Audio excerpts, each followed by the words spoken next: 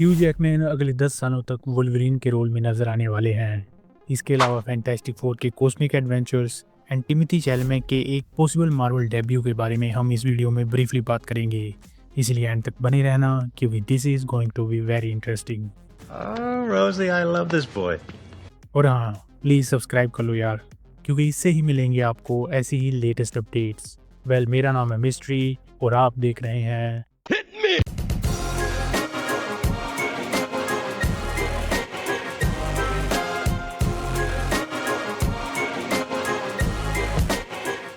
Alright. According to some insiders, Marvel Studios एक Deadpool trilogy plan कर रहा है एंड वो चाहते हैं कि ह्यू जैकमैन अगले 10 सालों तक वुल्वरीन का रोल निभाएं। इसका मतलब ये है कि ह्यू जैकमैन का लोगन ऑफिशियली अर्थ 616 का वुल्वरीन बन सकता है। बट ट्विस्ट ये है कि उनका वुल्वरीन असल में इस यूनिवर्स का नहीं होगा, सो वो एक अनदर यूनिवर्स का म्यूटेंट होगा जो सीक्रेट वॉर्स के मल्टीवर्स रीसेट के बाद अर्थ 616 में फंस जाएगा। र्यूमर्स ये भी कह रहे हैं कि अर्थ 616 में म्यूटेंट्स की शुरुआत में इस टीम में वुल्वरीन नहीं होगा, क्योंकि हमें एक्समैन टीम का एक यंगर वर्जन देखने को मिलेगा जहाँ वुल्वरीन की इवेंचुअल री इंट्रोडक्शन में ह्यू जैकमैन के साथ एक नए एंड यंगर लोगन को दिखाया जा सकता है, बिल्कुल कॉमिक्स की तरह, जहाँ Old Man Logan and younger Wolverine different X-Men teams में को एग्जिस्ट करते हैं।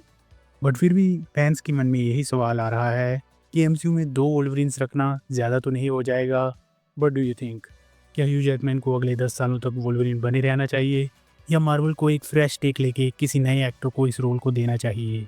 Late me know in the comments. Next बात करते हैं डॉक्टर स्ट्रेंज की। तो according to some rumours, Marvel Studios एक live action Strange Academy series पर काम कर रहा है जो कॉमिक्स पर बेस्ड होगी। एक्चुअली कॉमिक्स में डॉक्टर स्ट्रेंज एक एकेडमी शुरू करते हैं एंड इस एकेडमी में वो यंग सोर्सरर्स को ट्रेन करते हैं ताकि वो अर्थ के अगले मिस्टिकल डिफेंडर्स बन सके। इस एकेडमी में सबसे खास स्टूडेंट्स में से एक है किड डोरमामू, जो डोरमामू का बेटा होता है। एक और इंटरेस्टिंग बात यह है कि अगर डॉक्टर स्ट्रेंज मल्टीवर्स सागा के एंड में सैक्रिफाइस कर देते हैं तो इस एकेडमी को शायद वोंग संभाल ले।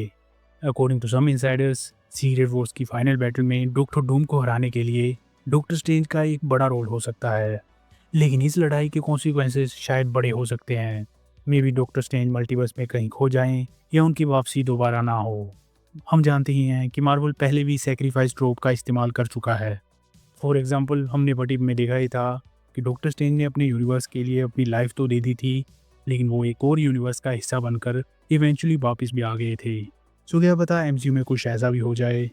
फैंस ये भी स्पेकुलेट कर रहे हैं कि अगर स्ट्रेंज सैक्रिफाइस नहीं करते तो शायद वोंडा मैक्सिमोव इस रोल को निभा सकती हैं, बिकॉज वी नो कि वोंडा का कैरेक्टर म्यूटेंट सागा से भी काफ़ी जुड़ा हुआ है। अब चलते हैं एमसीयू की कॉस्मिक साइड की तरफ। अकॉर्डिंग टू सम रूमर्स, हम एमसीयू में जल्द ही एनालिस को देखने वाले हैं, जो एक बड़ा विलन हो सकता है नोवा की कहानी में, एंड इसके तार फैंटास्टिक फोर से भी जुड़ सकते हैं, क्योंकि मे बी वो एक इन्वेजन आर्मी को लीड करेगा जिसे फैंटास्टिक फोर के साथ एक एपिक बैटल हो सकती है। मार्वल के रूमर प्लान से ये भी हैं कि फैंटास्टिक फोर को space and extra dimensional adventures पर फोकस किया जाएगा, because Spiderman, Daredevil and Thunderbolts जैसे न्यूयॉर्क बेस्ड हीरोज पहले ही सिटी की प्रोटेक्शन कर रहे हैं, तो कॉस्मिक साइड की कमान फैंटास्टिक फोर को देना काफ़ी लॉजिकल लगता है। इसके साथ नोवा की अर्थ 616 में एंट्री कॉस्मिक साइड को और भी ज़्यादा एक्सप्लोर करेगी। मे बी हम नोवा को फैंटास्टिक फोर के साथ मिलकर इंटरगैलेक्टिक थ्रेट्स जैसे एनाइलस, गैलेक्टस एंड सिल्वर सर्फर से लड़ते हुए देख सकते हैं। अब चलते हैं डीसी की तरफ। तो according to some insiders, DC Studios के अंदर एक प्लास्टिक मैन मूवी डेवलपमेंट में है। जहाँ प्लास्टिक मैन की ओरिजिनल स्टोरी पर बात करें तो ये काफ़ी यूनिक है। ये ओरिजिनली एक क्रिमिनल होता है, लेकिन एक केमिकल एक्सीडेंट के बाद इसे सुपर पावर्स मिल जाती हैं, जिसके बाद उसके पास अपने शरीर को खींचने और किसी भी फॉर्म में बदलने की एबिलिटी आ जाती है। अकॉर्डिंग टू सम रूमर्स, इस मूवी को डायरेक्ट करने के लिए डैरेन एरोनोफ्स्की को कंसीडर किया जा रहा है। हालांकि अभी तक कोई कॉन्ट्रैक्ट साइन नहीं हुआ है, और फैंस इस प्रोजेक्ट को लेकर काफ़ी एक्साइटेड हैं, क्योंकि Aronofsky intense and unique storytelling के लिए जाने जाते हैं। अगर आपने इनकी मूवीज़ नहीं देखी तो मैं आपको सीरियसली रेकमेंड करना चाहता हूँ। The Whale, Black Swan, The Fountain and Requiem for a Dream जैसी मूवीज़ एक बार ज़रूर देख लेना। He is a phenomenal director, and अगर वो इस प्रोजेक्ट के लिए ऑन बोर्ड आते हैं तो ये डीसी के लिए एक बड़ी गुड न्यूज़ होगी। एंड हाँ, अगर आप चाहें तो रुकीम फॉर ए ड्रीम को स्किप कर भी सकते हैं। ये मूवी एक मास्टरपीस तो है, बट अगर आपका दिल कमज़ोर है तो इस मूवी को मत देखना। मैं एक बार इस मूवी को देख चुका हूँ एंड दूसरी बार इसे देखने की मेरी हिम्मत नहीं है। अपार्ट फ्रॉम दिस, डीसी के एल्सवर्ल्ड्स प्रोजेक्ट्स जैसे कि द बैटमैन एंड जोकर को जल्द ही अपना खुद का एनिमेटेड इंट्रो लोगो मिल जाएगा। सो इससे फैंस को ये समझने में मदद मिलेगी कि कौन सी मूवीज़ डीसीयू का हिस्सा हैं एंड कौन सी अल्टरनेट यूनिवर्स में एग्जिस्ट करती हैं।